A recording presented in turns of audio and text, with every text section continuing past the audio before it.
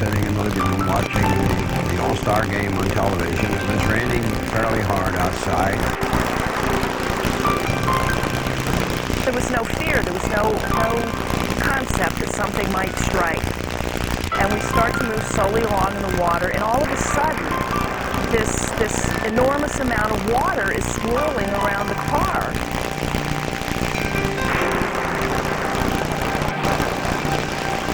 We never thought that Johnstown would be underwater again in '77. The 36 flood was supposed to, and the river walls being built, we were supposed to have taken care of all that. The thing I remember most is the intensity of the people looking for lost members of the household.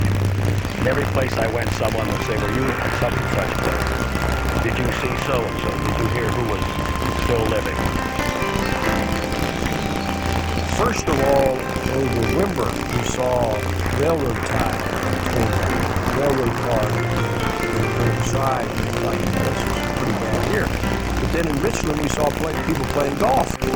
And I thought, well, this may not. Then, of course, flew over town. Triumph over tragedy with Marty Radovanek. Good evening from the Johnstown Flood Museum. Tonight, a look back 20 years to July 20th, 1977, the date of the third great flood here in the Conemaugh Valley. Over the next hour, you'll hear from people who survived a natural disaster that claimed 85 lives and caused hundreds of millions of dollars in damages. And ironically, it was a disaster that was not supposed to happen. Sure, this valley has a history of floods. The greatest in 1889 claimed 2,200 lives. The St. Patrick's Day flood of 1936 claimed far fewer lives, but the damages brought on by melting snow and heavy rain prompted action by the federal government. A river channel improvement project would make Johnstown, the flood city, flood-free. And so it was, until July 20th, 1977. No one could possibly imagine what lay ahead as the rain began to fall in the evening hours of July 19th. When the rain began to fall, it was a welcome sight. The Johnstown area was in the midst of a drought. In fact, the lead story on the evening news on July 19th was about that dilemma facing farmers who were watching crops wither and die on the vine. By nightfall, predicted thunderstorms began pelting the area with rain that became heavier and heavier. But these were not ordinary thunderstorms. In fact, there was no warning from weather forecasters of what was to come. So, what happened? The storms didn't necessarily move into the area. They started to develop in western and central Pennsylvania, Cambria County, Somerset County, parts of Indiana County, even up into areas of Blair County and Bedford County, but mostly Cambria and northern Somerset. They just started to develop because of what we'll call mini features. Very small areas of high pressure and very small areas of low pressure, which you would never see on a wide or what we would show you as the national map when you watched our weather, the Weather Channel, or anybody's weather. The pressure difference between what we would show you as an area of high pressure and low pressure might be as little as a tenth of an inch. But there's a slight variance in wind direction, and where those two winds would meet, one coming out of the northwest, one coming out of the northeast, one out of the southwest, you would get almost like a small stationary front, and that's what was lying right across our area. And these storms just started to develop. There was enough moisture in the atmosphere, and since there was no steering currents, more storms just kept forming and forming. And it would kind of run its course, and one storm would kind of fall apart, but there was another one that had just developed behind it. And consequently, that's what happened all night long. The storms that night were highlighted by frequent, brilliant lightning. Many of us who lived here then can still see those incredible displays of light that raced across the sky and lit the landscape. The lightning was, I lived about a mile from the television station, the broadcast studios. I had to drive home that night, well after midnight. Power was off here, all the street lights were off. I did not need headlights to drive home. It was with no street lights, no artificial lighting whatsoever. There was just constant flashes of lightning that lit everything up. You did not need headlights to drive them. And I know that scared people, and it still probably has traumatic effects on people, particularly young individuals at that time who've been growing up that don't like thunderstorms. what made that lightning so spectacular? I've never seen lightning like this. Well, the fact that there were a number of thunderstorms. There wasn't just one or two or three. There were clusters of them. They were not huge in their own individual nature when you put them all together. And again, they were not moving fast. So what you were doing is you were catching lightning flashes in every quadrant, mainly around Johnstown. You could look north, south, east, or west and see lightning. When you get out in Somerset County, you really mainly had to look to the north to see most of what was going on. We were just stuck right in the middle of it. As the rains continued to pound down, rivers, streams, and creeks began to rise. By 11 p.m., there was already some minor street flooding in Johnstown. As midnight approached and the water continued to rise, Johnstown Mayor Herb Fuel declared a state of emergency in the city. But no one could begin to imagine what would happen in the early morning hours of July 20th. When we come back, you'll hear from people who watched the waters rise, people who watched as neighbors disappeared beneath the murky depths of a raging flood. Triumph over tragedy. Remembering the 1977 flood is brought to you by Haas's Steak and Sea House and Alvin's Honda Sales.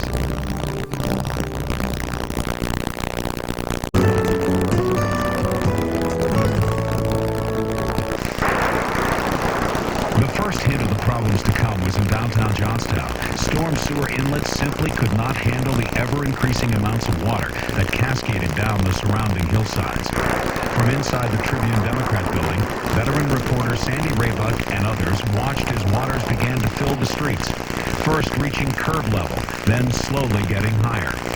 Sandy will never forget July 19th. It's her birthday, and she will never forget this July 19th, or what happened as she and a colleague tried to leave the Tribune late that night.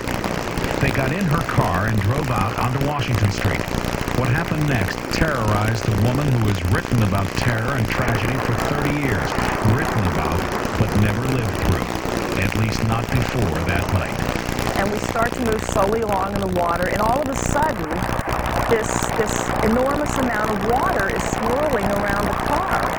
And the car conks out, and there we are in the middle of Washington Street, and it was very frightening, and it's coming up the car doors, and they're saying, my God, what do we should do, what can we do? And we finally decided that we didn't want to open the doors because the water would come rushing in at us, and we rolled down a window and crawled out the window to get to the street. And foolishly, I don't know why, I took my shoes off and left them in my car. I had no shoes for 24 hours or so till I got home. And we started walking back hand in hand together to the Tribune, and the water is swirling up towards our hips. We're not up to waist level yet. And we're walking back up the street, and the water is coming at us. It's coming down Washington Street. And I had no idea where it was from all of a sudden. And there was a lot of pressure to that water. You had to lean into it as you're walking along. It was very frightening, and I can remember shaking and thinking, oh my God, how swift is this going to get? How high is this going to get? And we only had a short distance to get back to the Tribune, but for those few minutes, it was a very terrifying experience. Did that give you some sense of what it must have been like for the people who lost their lives in this thing? Oh my God, yes. I can't even begin to think, because once we were trapped inside the building and looked out and saw the water, how high it got on the street here and how swift it was moving along. I mean, I just can't even comprehend really how terrifying that must have been to people. And I think of those people, particularly in Tanneryville, and the floodwaters coming down from the dam, and how horrifying that had to have been. Across town, then Mayor Herb Fuel and members of his staff had arrived at the former Meadowvale School in Hornerstown. They had been checking on flooding reports and entered the school to check on the 100 or so people who had gathered there to escape the rain. Little did they know that Meadowvale would be their home for many hours that night. Trapped inside, they were stunned by what they saw outside. Water cascaded right down Messenger Street. You wouldn't believe it. It had to be 3-4 feet high, and with it's like a sluice. You're throwing logs down in a sluice. The water came rushing right down here and piled up right in the intersection between McMillan and Messenger Street. We spent the entire evening here. What kind of, you were here with people who lived in the area? There were over 100 people here. And what was the feeling of those folks? Confusion. I mean, disbelief and confusion, wanting to know what's happening, and the lights are out. You could see the fires up in Dale burning in Ash Street, that area.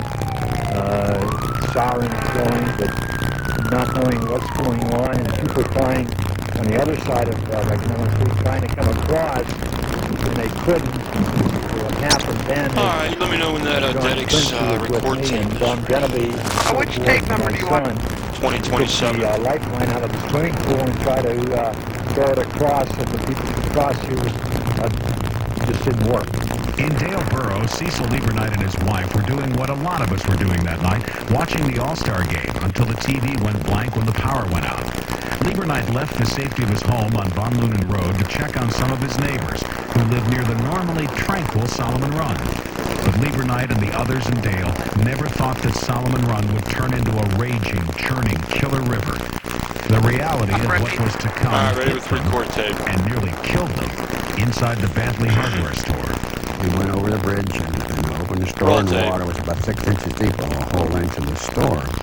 Ready with number 10. A couple of us that were Roll there with 10, him, we started ready with 8, stop 9. off the floor up on the shelves thinking of it. Roll While we were tapes. there, all of a sudden, the big roll top doors in the back, we heard a tremendous crash. Of course, we had searchlights at that time, and it had given us. Special slips, hang on, And- re-cue. This crash at the back of the store, we flashlights in there, there was a wall of water coming at us. The water had gotten that high outside, and we didn't realize it, that it smashed in the doors. So we had to run out the front. Well, we ran out the front onto a little road here, and I went to turn to come back over here. Here the water was so high in between the double house that was there then and the store that we'd have been washed away like a cork, on water. So we had to run up towards David Street. Of course, there's a grade going up there, and the water wasn't that high. So you couldn't get back to your I house? couldn't get back home. I never got home. I never knew what happened to my wife all night long. So I started along with some other people, helping people down on Fernhauser Street and around to get their stuff up off the first floor. And Never anticipated that it was going to be what it was, right? And by that time, it was really pouring. It just rained harder and harder. You didn't know if you wanted ready to with protect- the I didn't record know. tape. In fact, I didn't realize. I didn't think it was any real problem over Roll here. tape. What I didn't know was that up at the Ready with big number turn 10. up the sheets, instead of making a turn, the water just come over, Roll over 10. land and came Ready right with down 8, up 9. the street through these yards. When dawn broke, we began to get our Roll first good tapes. look at the fury of Mother Nature. The physical damage was beyond words of description. Everywhere you looked, houses were destroyed, some smashed into piles of debris that looked like matchsticks. Bridges were there, then suddenly they were gone. Cars were floated, not driven, down streets. Telephone poles and trees danced along the seemingly endless miles of running water. And then there was the mud, tons of mud. On some streets, the mud was 8 to 10 inches high. In houses that managed to survive the onslaught of the raging water, mud was measured in feet, not inches. But there was no way to gauge the enormity of the disaster in the first few hours of daylight on Wednesday, July 20. For one, there was no way to communicate. From one end of the valley to the other, telephone lines were dead. Power was out for hundreds of thousands of people. If you were lucky enough to be living in an area that escaped the floodwaters, as I was, there was simply no way of knowing how bad the situation was. My first word of the flood came early in the morning hours of Wednesday, July 20th, when a neighbor asked me if I'd heard Mayor Herb Fuel on the radio, ordering National Guardsmen to shoot looters on sight in the downtown. I knew then I had to get to work. I did not know WJAC-TV was off the air, power was out there and at my house, and a normally 20 to 25 minute ride into work became an hour-long adventure. First trying to find roads that were still open, then trying to convince police and guards to let me travel the ones that were. When I finally made it to our studios, I found Governor Milton Schaaf, Senator John Hines, and Congressman John Murtha in the station's control room. Murtha had arrived in a presidential helicopter from Washington, sent by the staff of President Jimmy Carter to report on the damage. And flying, first of all, over Windber, we saw railroad ties torn up, and railroad cars have been been thrown aside, and we thought, well, this was a pretty bad year. But then in Richland, we saw people playing golf. And I thought, well, this may not. Then, of course, flew over town and overviewed the community and saw how devastating it had been. Still, really didn't know the devastation and the tremendous impact of what had happened. We landed, used the helicopter for a few more hours as a headquarters up at the airport, but there was no communications, and this was the big part of the problem. We then went around on a short tour because you couldn't get very far, and started to realize that people had been killed and the damage was substantial, had no idea how much. I called back to Washington, gave them a report that it looked like it was severe. These pictures were shot by members of the WJAC news staff. Among the photographers who shot the footage was Andy Rakoski. Rack was called out in the early morning hours of July 20th. He and his wife made their way from their Southmont home to the downtown area, forced to abandon their car near the War Memorial. I'm ready whenever you are. And at that point, I run into a guy who had a canoe at Union Street. And the city was underwater, and I got in the,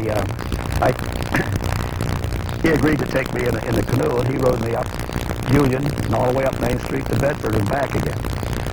You're a photojournalist. Were you prepared for what you saw through the lens of your camera? I was not prepared for this. I'd seen some flooding in different areas in my time, but never did I expect to see Johnstown underwater.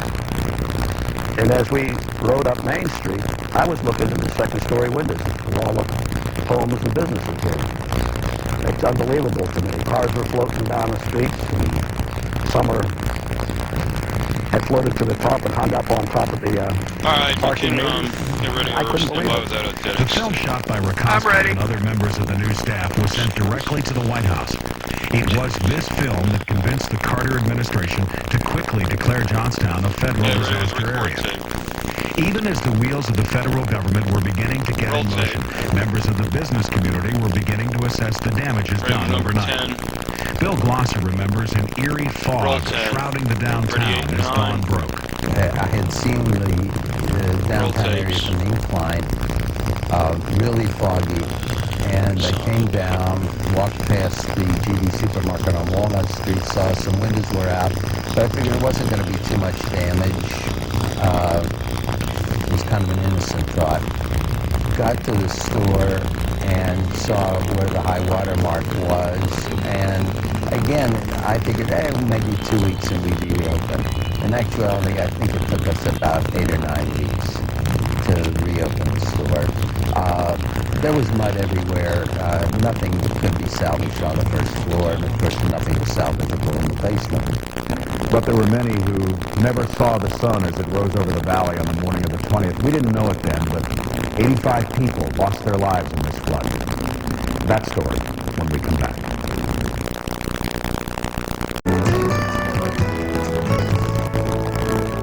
Welcome back. The Johnstown Flood of 1977 will always be remembered for its incredible destructive power, but it was much more than that. It was a ferocious killer. When you look at the aftermath of the flood, you know why so many people lost their lives. Many of them never knew what hit them, sleeping in homes that were swept away in seconds. One such house was in Daleboro. The double house was located just about almost on the site where this little memorial park is, and the Smiths lived on one side and Emmels lived on the other. And the Smiths had Mr.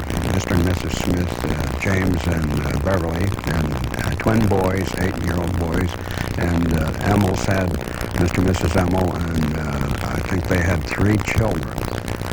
Anyhow, that house collapsed. They were all asleep. They didn't even realize what was going on. And when the house went down, they all went with it. Well, one of the daughters survived, and the father was trapped somehow. He washed down and was trapped under this bridge down here at Bernheiser Street. And, of course, I wasn't there. I was out thinking I was helping people, and the fellow kept yelling for help, and nobody could get to him. The water was, overland, and they could hear him yelling for help. And eventually water rose above him and he was drowning. 6 people, 3 each from the 2 families who lived in the house, died that night. In the days and weeks that followed the flood, more and more bodies were found. Caskets were stacked in temporary morgues. Each day, the death count grew. I think that was the hardest thing for me to really digest. The first victim I picked up was a young boy. That was devastating. I have 5 children. That was devastating. And that lingered with me the whole time. And then as we picked up a man here to try to get across during that night, we found him here at the intersection the next morning under a pile of debris. He was in his high 80s. He was an elderly gentleman. He never made it. What possessed him to come across when we told him to stay on that side? He did walk back down County Street, but for some reason or other, he must have came back over and got caught, and we pulled him out of the debris here at the corner.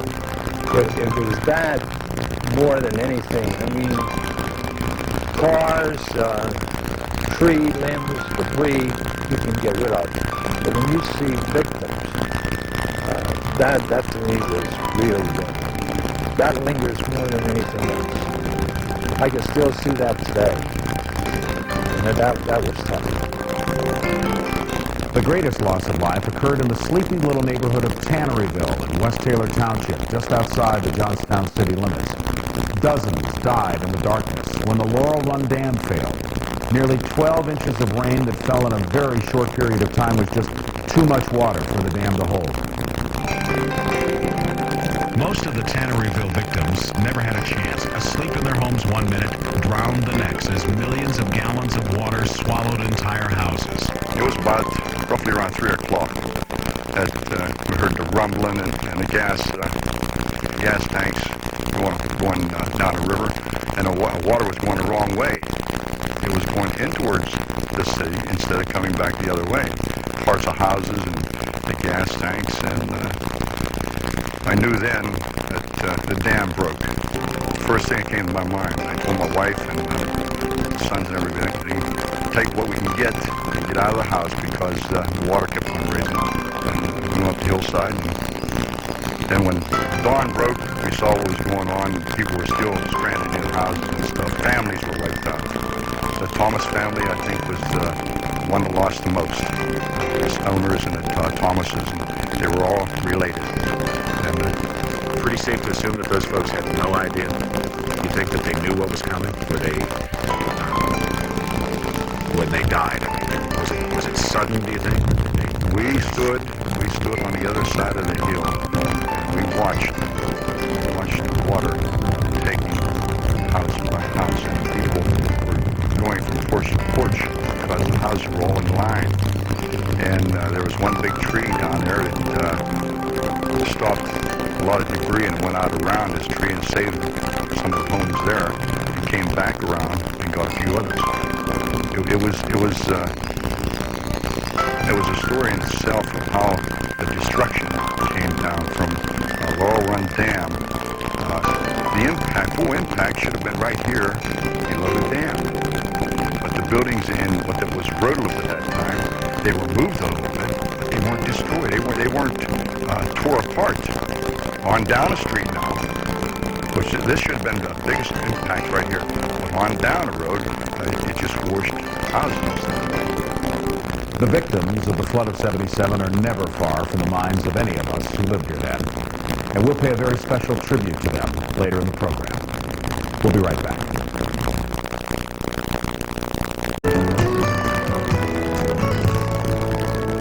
Welcome back. Almost as soon as the rain stopped, our attention turned to the recovery effort. There was, of course, the need to locate victims, and that was a process that took several weeks. We also had to find homes for those who lost theirs in the flood, and anyone who lived here 20 years ago certainly remembers those HUD trailer parks. But more importantly was the need to get this community moving forward again. Just cleaning up the mess left behind by the floodwaters was a massive job. Bulldozers helped with the heavy pieces of debris, but old-fashioned hard work got rid of most of the mud. And we had help, lots of help, from the Mennonites and Amish who came many miles, worked from dawn to dusk for free. Volunteers streamed into the Johnstown area from all across the country. Former Tribune Democrat publisher Richard Mayer was one of the local community leaders who saw the need to take full advantage of the help. Mayer served as chairman of the Tri-County Flood Recovery Committee. There was a tremendous need for compassion on people who had enormous personal losses. And I know I was not aware, for example, of all that personal tragedy down in Tanneryville until 48 hours later. We would get stories out of Tanneryville, and we'd get stories out of Robinson. I remember that whole, down there close to Seward, that whole area was just devastated by the flood. People were hanging from trees, even 12 hours later. And those people who had lost everything had tremendous needs. Compassion needs, even where to get their next food, where to get a drink, not only where to get a job or how to take care of this person who is in trouble, but they had survivor problems. And some of us just weren't aware of that. We were so busy trying to recover ourselves. While homeowners worked countless hours trying to put their lives and homes back together, business owners knew how important it would be to our collective spirit to get devastated stores and plants open as fast as possible. And sometimes that meant throwing out the rule book. I remember I had about 125 people within a week working to clean out the first floor and the basement. That number diminished over the subsequent weeks. I paid those people in cash at the end of every day and kept cutting the list down every day depending on who I felt was giving me a decent day's work and who wasn't. Where these people came from, I have no idea. But what we did was every day we hauled everything out the dumpsters or the curb on Locust Street. Every morning it was cleaned up and we did it all over again. I remember wearing rubber boots to work every day for about 4 weeks and working in the basement primarily, and it was like working in a coal mine. Jack Triton got us a conveyor belt, and we kept loading that conveyor belt with stuff up to where the meat market used to be, and somebody would carry it out to the curb. And that went on for almost a month till we got the basement in reasonably decent shape. But it would take a lot more than blood, sweat, and tears to make us whole again. It would take a lot of money, hundreds of millions of dollars. The effort to find the cash, every bit as important as finding a place to dump all that mud. But find it we did. That story when we come back to the Johnstown Flood Museum.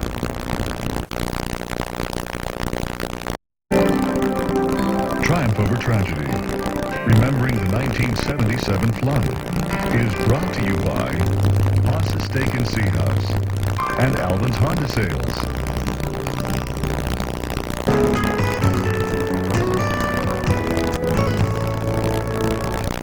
In terms of the 1977 Johnstown flood, that meant cleaning up the mud and debris and rebuilding.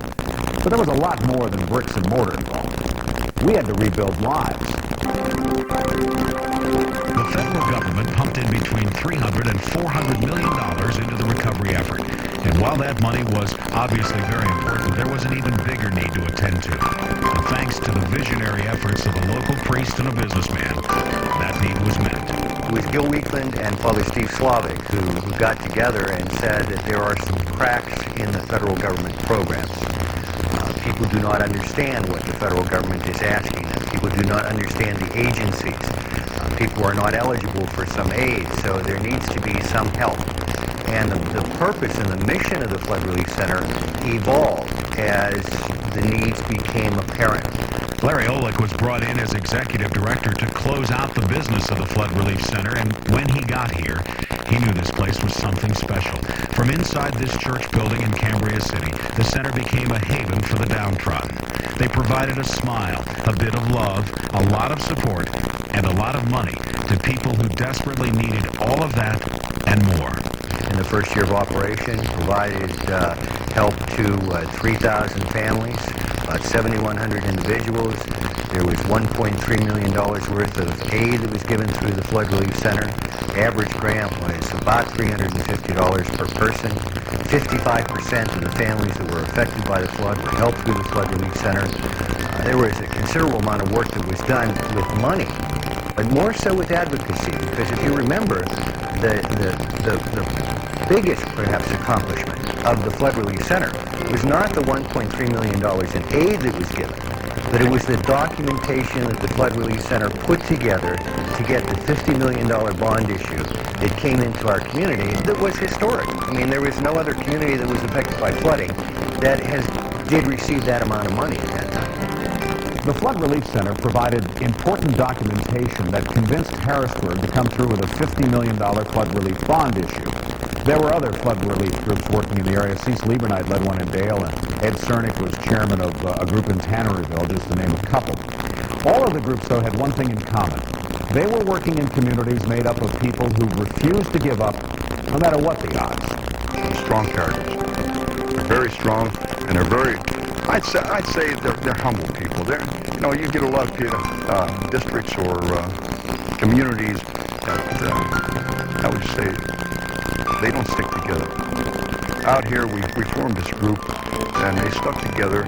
But it's like any place else. Once people started getting healed and getting placed back in water, then they want to go by themselves and they want to start fixing up by themselves, which is only natural. But the impact that they put on everybody throughout all the communities Tanneryville was there to stay. And you see it today.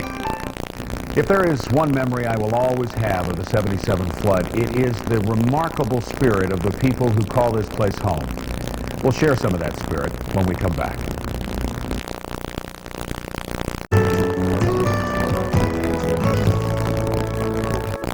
Welcome back. Tonight we mark the 20th anniversary of one of the darkest days in the history of the greater Johnstown area. And yet it is also another example of how the people who live here refuse to be lost in that darkness.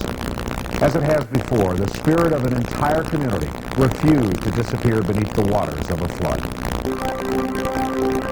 I know that I will never forget the people I met in the days after the flood. They stood knee-deep in mud outside a pile of rubble that had been home and smiled as they told me they would clean up and rebuild.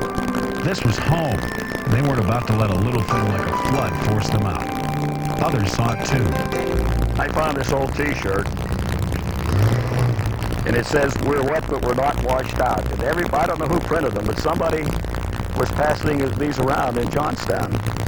And every place I went, anyone who could get a hold of these was wearing it, and they were saying, "We're wet, but we're not washed out. We're coming back. We're going to clean our place up, and we're going to live here in Johnstown, and I'm not moving."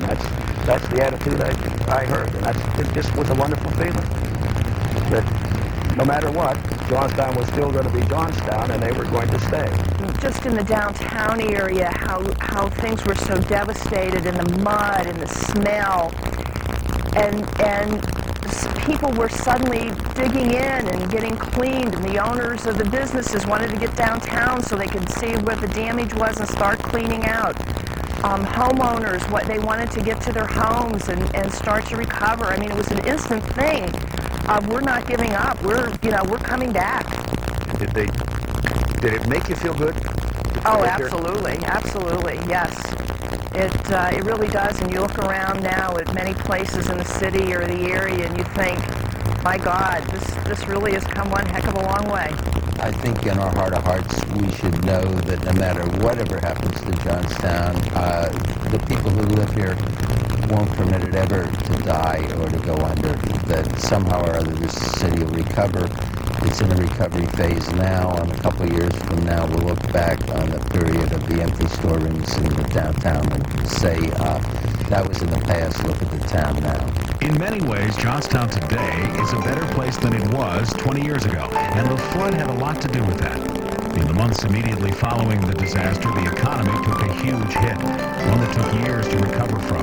But even though we didn't know it at the time, the flood pushed us in a direction we had to take. First of all, Bethlehem, all the steel industry in the country was suffering. we didn't know from week to week whether they're going to close down. The flood concentrated their decision making, so they made the decision to put a new furnace in. They made a decision to fix the place up. They might have closed that place down if they went another year or so without having to make the decision when they had the money, because they had less and less money as time went on because they're losing more and more. So that was the first big decision was made. Then the others, when you look at Johnstown now and you see how much better it looks, and an awful lot of it because of the money we spent. Now, it was a tragic event. All of us feel bad about the terrible loss of people. But on the other hand, when you compare some of the other cities that lost employment slowly and were not able to fix it up like we had with a coordinated effort and with federal funds, you can see this really was a turning point for our area. The greatest asset of this community is the people who live here. Always has been, always will. We'll share more of their spirits when we come back.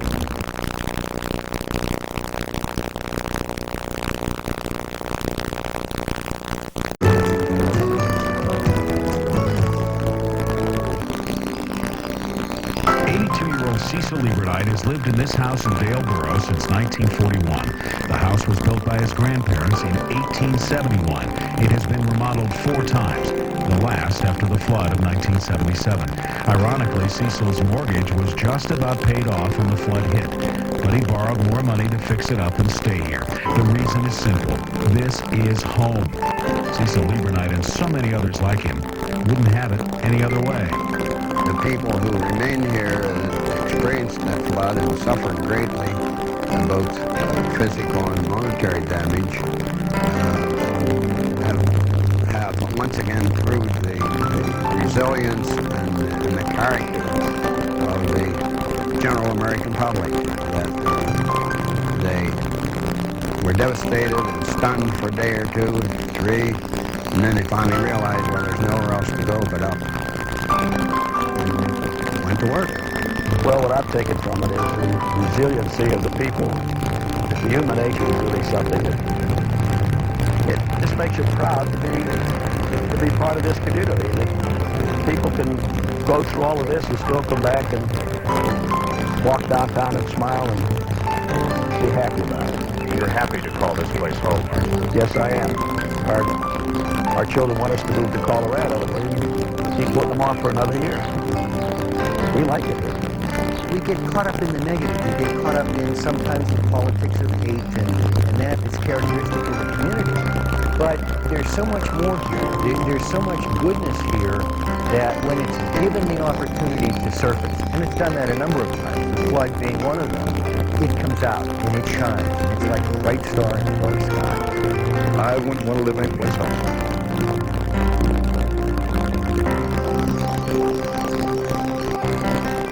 And that is the Johnstown spirit. I'm not a native of this area. I've lived here 25 years. I met my wife, who is a native. We married here. Both of our children were born here. Like so many of you, I'm proud to call Johnstown home. When we come back, our final tribute to the people who lost their lives in the flood of 1977.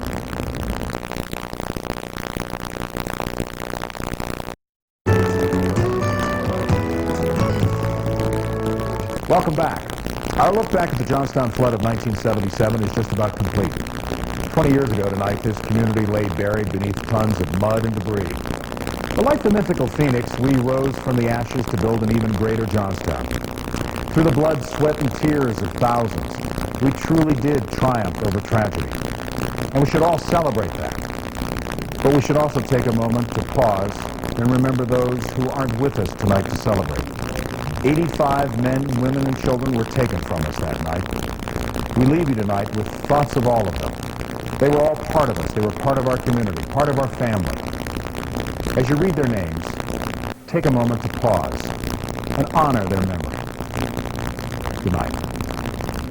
Thank God he hid my soul in the cleft of the rock that shadows a dry, thirsty land. I thank God he hid my life in the depths of his love.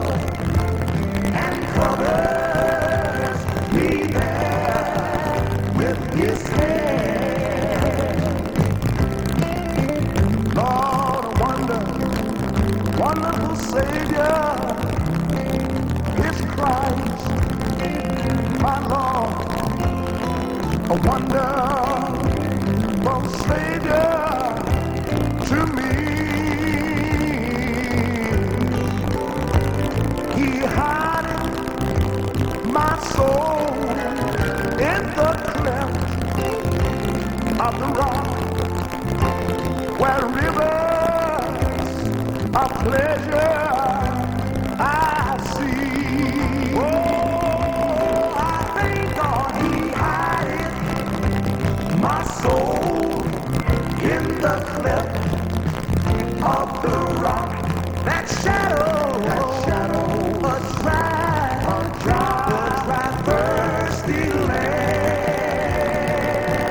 Oh, I thank God He hideth my life in the depths of His love and covers me there with His hand. God, a wonderful Savior, oh, is Christ, my Lord.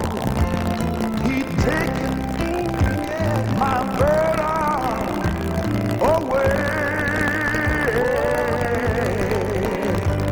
He holdeth me up, Lord, and I shall not be moved. He giveth me strength every day. Oh, I thank God He hideth my soul in the cleft of the rock. That shadow, a dry, thirsty land. Oh, I thank God He hideth my life in the depths of His love and covers me there with His hand. Lord, with numberless blessings, oh, each moment He crowns and He fills me with His fullness divine. Lord, I've seen from my rapture, oh, glory to God, for such a Redeemer as mine. Yeah, I thank God He hideth my soul in the cleft of the rock. That shadow, a dry, thirsty land. Oh, I thank God He hideth my life in the depths of His love